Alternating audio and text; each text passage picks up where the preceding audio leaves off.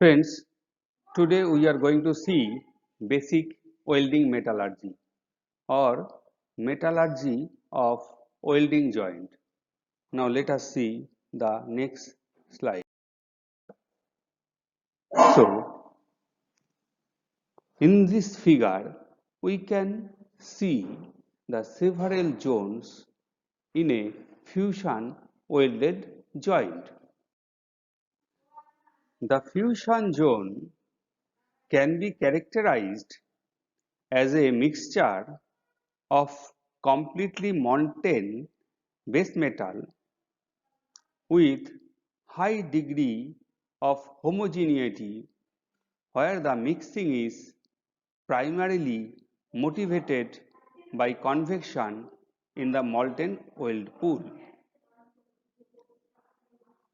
Now, what are those driving forces that causes the convection of weld metal from one zone to another zone or into the group?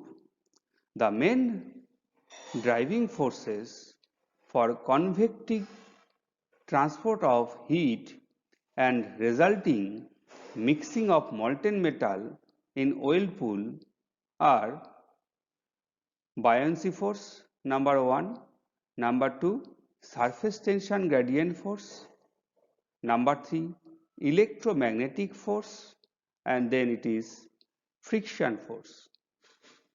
It is almost similar to a casting process where the microstructure in the weld fusion zone is expected to change significantly due to remelting and solidification of metal at the temperature beyond the effective liquidus temperature.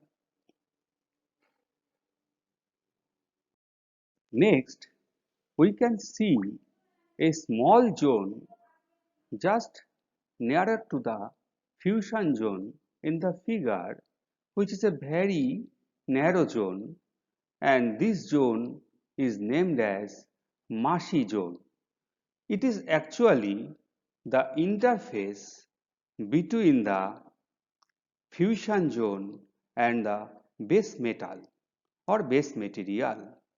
This zone actually separates the fusion zone from the next one, heat affected zone. So now we are going for the heat affected zone, which is denoted in this figure as HAZ, or simply we call as HAZ. In this heat affected zone, this region experiences a peak temperature that is which is well below the solidus temperature,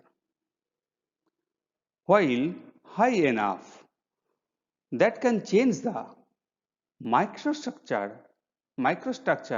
of the base metal.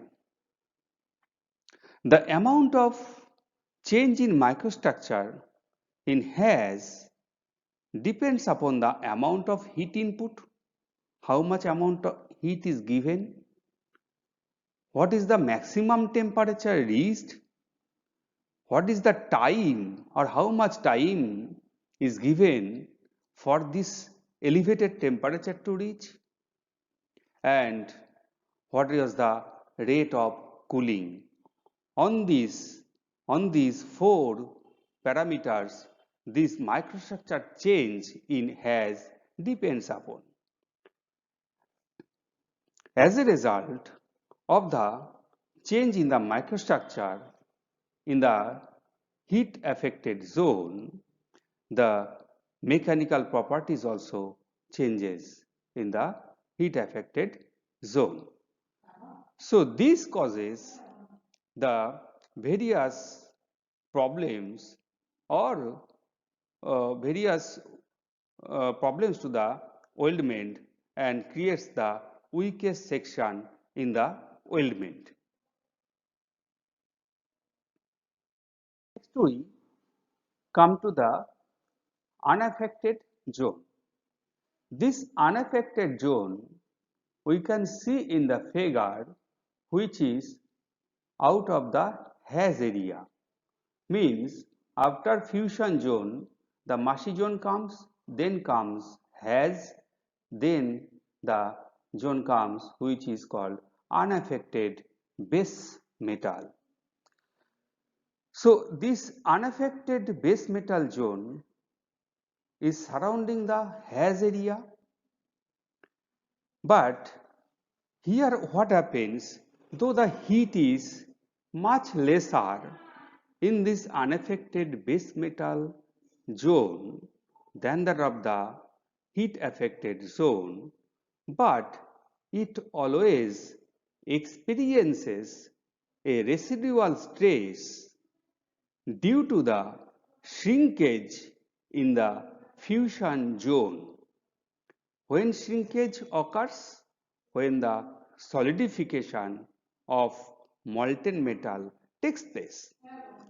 However, this zone does not undergo any change in microstructure as the temperature is much lower than that of the haze.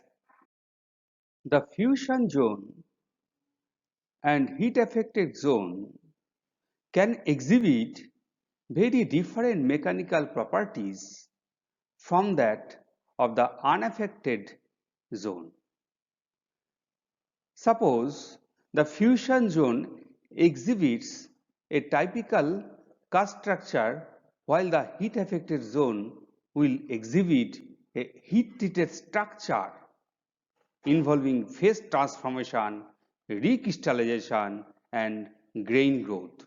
So in heat affected zone, all these three phases can be seen. Once again are the phase transformation, recrystallization and grain growth. But in the unaffected base metal has no grain growth or no recrystallization or no phase transformation. However, slight grain growth can be observed in some of the cases. Now let us go to the next slide to see that iron carbon with the iron carbon equilibrium diagram, the different zones in steel weldment. So in this position, it is shown, we can see at the bottom of the figure, from the first one is the at the left hand side, extreme left hand side, it is the fusion zone. So it is shown in the figure. Also at the right side, it is shown the iron carbon equilibrium diagram. So from this equilibrium diagram and the phase and the weldment zone, if we see and if we compare, we can divide it into 5 or 6 or 7 zones. So zone 1 we have given here as solidified weld zone. Okay, then number 2, that is zone 2, in is unmixed zone and remelted zone. Zone 3 is the coarse grain haze. Zone 4 is the fine grain haze. Means these are the haze area, total haze area. Zone 5 is the intercritical haze. Zone 6 tempered haze. Zone 7 is the unaffected base metal. So in the zone 1, conform to low carbon content and low hardenability that reduce their susceptibility to hydrogen cracking during welding. However, in zone 3, where the coarse grain haze is shown, it conforms to both high carbon content and high hardenability and is also susceptible to produce crack sensitive microstructure during fusion welding. This is the characteristics of zone 3 under has. In zone 2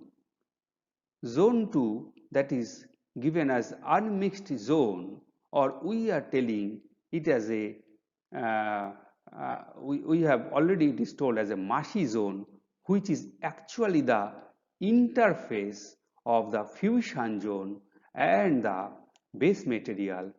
So here what happens that molten metal is not melted here.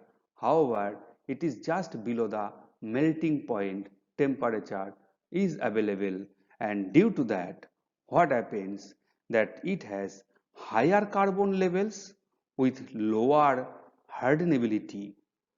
The susceptibility of hydrogen-induced cracking in these steels can be avoided during welding by restricting the cooling rate in has. So, if we restrict the cooling rate in has, that means if we cool slowly, then we can get different microstructure. If it cools very fast, then another different microstructure we get. Along with that, another criteria is called preheating. If the metal is preheated before the welding, then the better microstructure in the hash zone can be found. So today, at the primary or at the basic level of the welding metallurgy, we have seen, and in the further in the next classes, subsequent classes, we will be seeing further about the elaboration of these metallurgical structure in the weld mill zone. So today is this much. Thank you. If you have any question, please send to me so that I can answer you. Thank you very much.